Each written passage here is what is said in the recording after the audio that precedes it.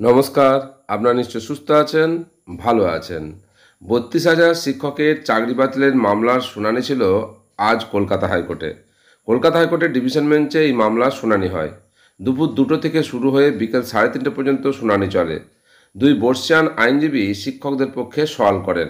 শুনানির শুরুতেই বিচারপতি পশ্চিমবঙ্গের সর্বব্যাপী দুর্নীতি ও কেলেঙ্কারি নিয়ে উদ্বেগ প্রকাশ করেন।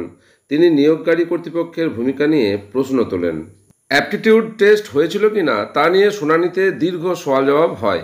শিক্ষকদের আইনজীবী দাবি করেন অ্যাপটিটিউড টেস্ট নেওয়া হয়েছিল, কিন্তু বিচারপতি বিভিন্ন সিঙ্গেল বেঞ্চের রায়ে এই বিষয়ে ভিন্ন ভিন্ন পর্যবেক্ষণের কথা তুলে ধরেন। উত্তর দিনাজপুরের একটি মামলার রায়ের প্রসঙ্গ টেনে আইনজীবী বলেন সেখানে অ্যাপটিটিউড টেস্ট হওয়ার কথা বলা হয়েছে, যা সারা রাজ্যের ক্ষেত্রেই প্রযোজ্য হওয়া উচিত। মামলার শুনানি চলাকালীন চাকরিহারা বেশ কিছু শিক্ষক আদালতে উপস্থিত ছিলেন। চাকরিহারা শিক্ষকদের আদালতে উপস্থিতি নিয়ে বিচারপতি অসন্তোষ প্রকাশ করেন। স্কুল চলাকালীন তাঁরা কিভাবে আদালতে হাজির হলেন সেই প্রশ্ন তোলেন তিনি। প্যানেল প্রকাশ করা হয়েছিল কিনা তা নিয়েও বিতর্ক হয়। আইনজীবীর দাবি প্যানেল প্রকাশ করে ডিস্ট্রিক্ট প্রাইমারি স্কুল কাউন্সিলের অর্থাৎ ডিপিএসসির কাছে পাঠানো হয়েছিল, কিন্তু বিচারপতি প্রশ্ন তোলেন রুল 9 অনুযায়ী সেই প্যানেল প্রকাশ্যে কেন আনা হয়নি।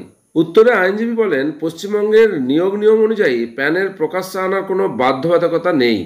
আইনজীবী বলেন অন্য নিয়োগে দুর্নীতি হলেও এই প্রাথমিক শিক্ষক নিয়োগে দুর্নীতির কোনো প্রমাণ নেই। তিনি আরও বলেন যদি দুর্নীতি হয়েও থাকে তার দায় নিয়োগকারী বোর্ডের, চাকরি প্রার্থীদের নয়। বিচারপতি প্রশ্ন করেন যদি বেশ কয়েক বছর পর দুর্নীতি প্রমাণিত হয় তাহলে তার দায় কে নেবে। জবাবে আইনজীবী বলেন দোষীদের বিরুদ্ধে ব্যবস্থা নেওয়া হবে এবং ক্ষতিগ্রস্তদের সুরাহা দেওয়া হবে।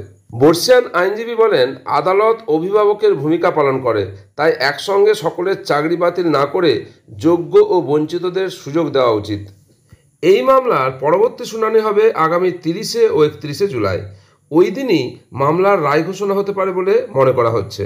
আজ হাইকোর্টে 32,000 প্রাথমিক শিক্ষক বাতিল মামলার শুনানি ছিল।